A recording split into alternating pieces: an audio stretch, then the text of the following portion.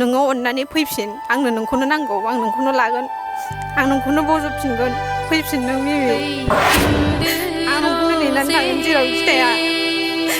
नों फैफिन मिमि आं नोंखौनो नेनानै थागोन हाबा जानाया जोंना डिसेम्बर 15आवसोमोन जोंनि हाबाया रायजोनिसिमबो खुलुमबाय माने आंनि फिसाया सुटियाव फैनो होननानै फैदोंमोन आरो मणिपुराव बियो CRPFआव साख्रि मावो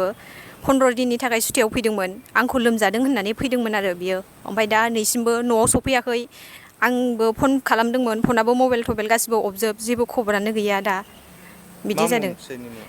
आंनि बोराइनि मुङा फ्लयिं ब्रह्म अबेनि बियो दतमा हगमा बिलनि माब्लानिफ्राय गोमाया माब्लानिफ्राय गोमानो माने मैयानिफ्रायनो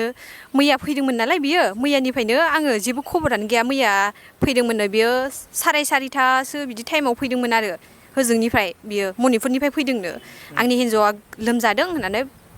15 दिन सुटि लानानै फैदोंमोन आरो बिदि दासिम ओरै खबर लाबाय जेबो खौरां गैया दासिमबो जेबो खौरां गैया सोरबाफोर नुबाय बायदोंबा अननानै गासिबो रायजो राजाफ्रा आंनि फिसायखौ खोन्थाहरबानो जाबाय आंनि मबाइल नाम्बारखौ आं खोन्थागोन 9864180742 बे नाम्बाराव कल खालामनानै बयबो खोन्थाहरबानो जाबाय माबाफोर सन्देहफोर दंमोन नामा आङो बड'लेण्ड रादाबाव नुदों रिता होननाय सिख्लाखौ लानानै खारदों होननानै होनाय नुदों आङो बड'लेण्ड रादाबाव बेखौ नुदों आङो जेनेबा बेबो बे हिन्जावाबो रिता बसुमतारियाबो जेनेबा आंजों जुलि जाखानाय आंजोंनो हाबा जाखानाय होननानै मिन्थिखानानै बेबो मानो थांखो आंनि हौवाजों मानो थांखो जेनेबा बेबो थांनाङामोन आं बेखौनो खुलुमो